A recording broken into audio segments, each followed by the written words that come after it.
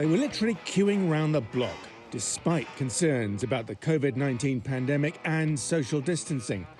The opening of RS No. 9 Carnaby was something they just couldn't miss. The first people began queuing at midnight. I'm after the red vinyl, a limited edition, and also I've been a Stones fan for the donkey's years, since I'm 12. Piers, the Rolling Stones have set up a little shop for us with heavily overpriced items which we are going to buy. Yeah. You brought your credit card? Yes, 2.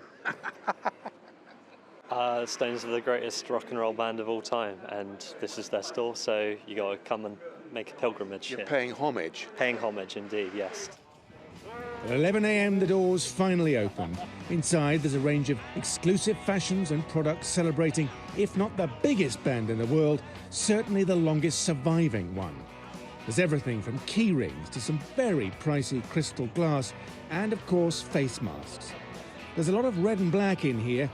The red is Rolling Stones red, specially mixed for the band.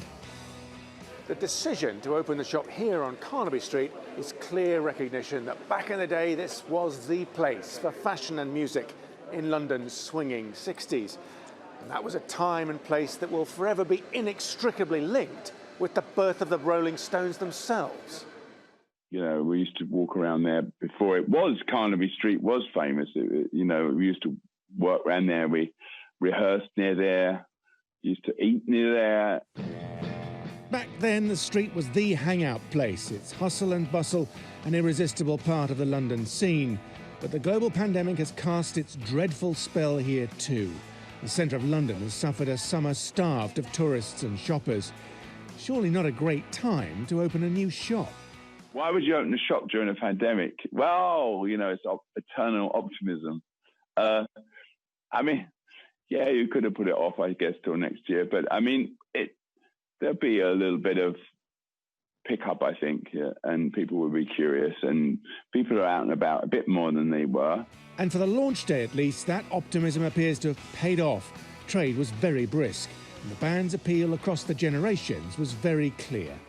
I never stand at a Rolling Stones show and I'm bored or I don't want to be there. It's always phenomenal, and I'm blessed to, before COVID, have seen a lot of live music, and the Stones are always the best. Sadly, none of the band came in person. These days, when you're in your late 70s and you've lived life hard, it's probably best to avoid crowds. Simon McGregor-Wood, TRT World, in Carnaby Street in central London.